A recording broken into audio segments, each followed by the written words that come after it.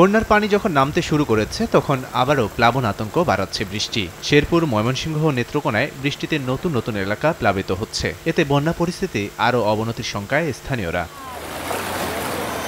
পাহাড়ি ঢলে কিছু কিছু নদ নদীর পানি বিপদসীমায়, আবারও কোথাও পানি নেমে গেলেও দুর্গতদের দুর্ভোগ কাটেনি। 2 লাখের বেশি মানুষ পানিবন্দী অবস্থায় দিন পার করছেন। 5 দিন ধরে যোগাযোগ বিচ্ছিন্ন হয়ে পড়েছে। খাবার ও বিশুদ্ধ পানির সংকটে বন্যা কবলিতরা। নেত্রকোনাতেও গ্রামের পর গ্রাম তলিয়ে গেছে। সড়ক, খালবিল, মাঠঘাট সব পানিতে একাকার। এখন পর্যন্ত জেলায় একজনের মৃত্যুর খবর পাওয়া গেছে।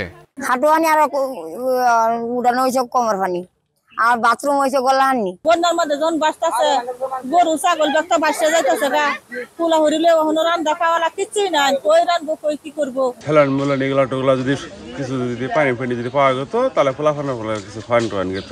উজানের দিকে পানি সরতে শুরু করলো। মঙ্গলবারের বৃষ্টিতে ময়মনসিংহে বন্যা পরিস্থিতির আরও অবনতি হয়েছে। 1.5 লাখ মানুষ বানের ঝলে ভাসছে। বাড়ির উঠানেও নৌকা নিয়েই চলতে হচ্ছে এলাকাবাসীকে। ত্রাণ ঠিকমতো না পাওয়ায় ক্ষোভের শেষ নেই বানভাসীদের।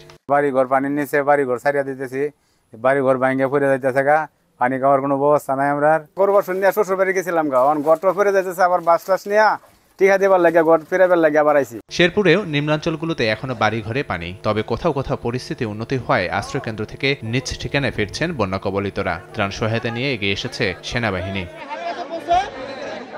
লাবিব হাসান, সময় সংবাদ।